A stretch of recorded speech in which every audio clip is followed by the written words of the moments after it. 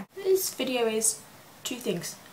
One, it's a regular double-edged reviews episode, but it is also part of Carrie Fletcher's October Club, which is a book club she is doing. So I will then, of course, be reviewing Uglies by Scott Westerfeld. I've never done a review, only having read a book once before, so we'll have to see how that goes.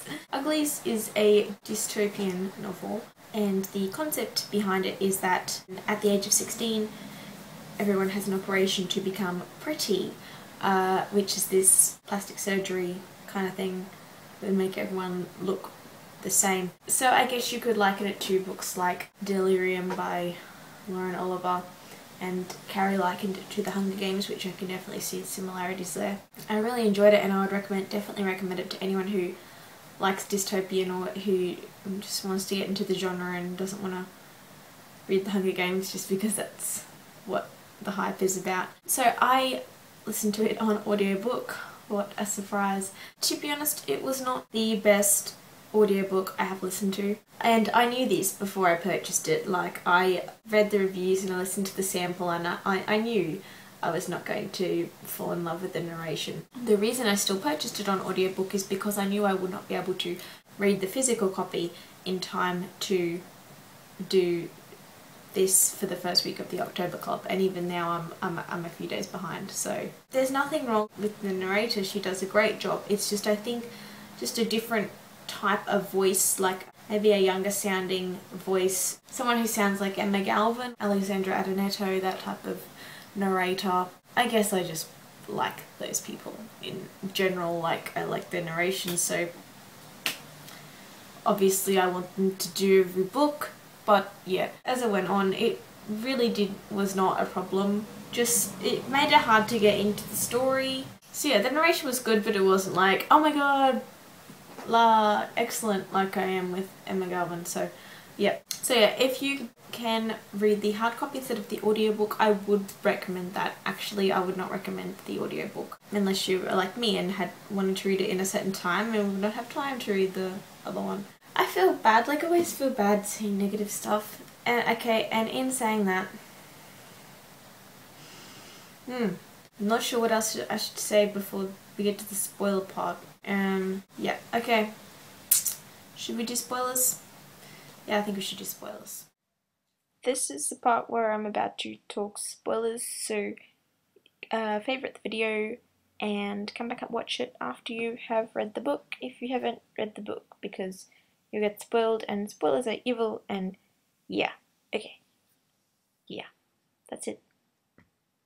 I think I just did that whole last bit with mascara smudged under my eye. I hope not, but I just found it there, and I don't know how long it's been there. Okay, Carrie didn't go very much into spoilery stuff about this book, but I am going to. Okay, so first of all, at the beginning especially, I did find it very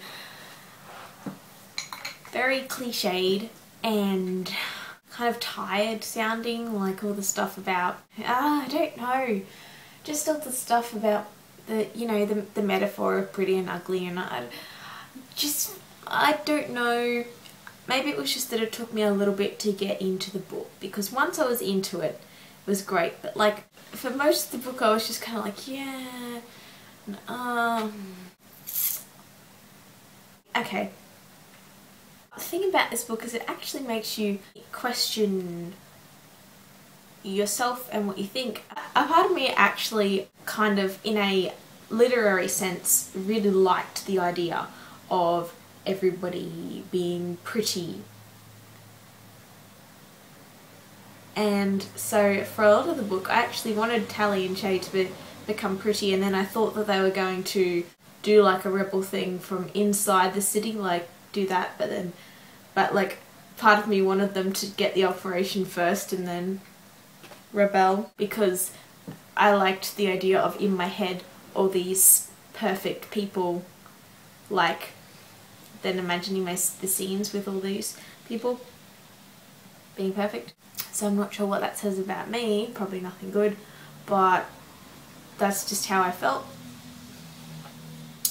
And so in that regard, I am excited for the next book. I have not read it yet, but I have a feeling that I'm gonna like it.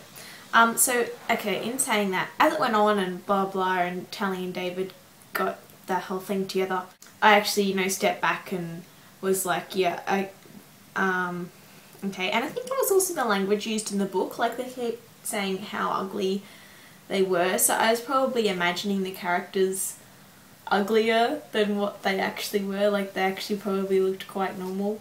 But just because of the degrading language that they used to each other, that probably affected my imagination of the characters.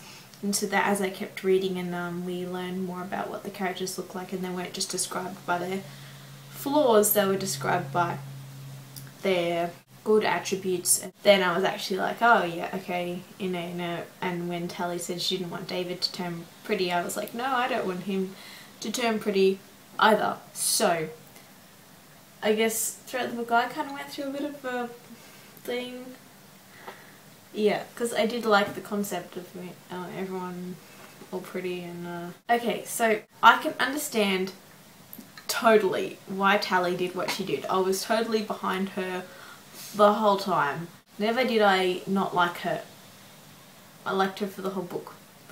You're probably not supposed to like her for the whole book, but I did.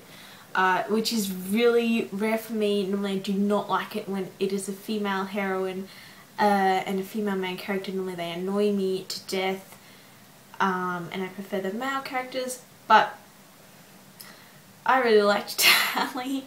I think she's great. So there's that. So Tally and David, I could sort of see it coming. Yeah, actually, yeah. And especially like that first day when he told her about his parents, and I was like, hang on. But I was glad. I liked the way it kind of crept up on me and crept up on the story, and it crept up on Tally, like she didn't really realise. And I liked the fact that she didn't realise he had a big nose. Like how when she describes him, she describes some other negative trait, but she doesn't say he had a big nose, and she doesn't realise that until like way later. It's because already when she meets him, she's not pointing out the negative features, but she's not even realising she's doing it. And I think that was one of the coolest things in the book for me that I liked. Alright, I think that's it. The next book I review will be the same as Carrie's, because I will be following the October Club for the next 3 weeks. Thanks for watching. Be sure to leave a comment telling me if you have read this book or what you thought about it. And subscribe if you want to see more October Club videos, and let me know what books you want me to review, because I'm constantly reading. Alright, bye.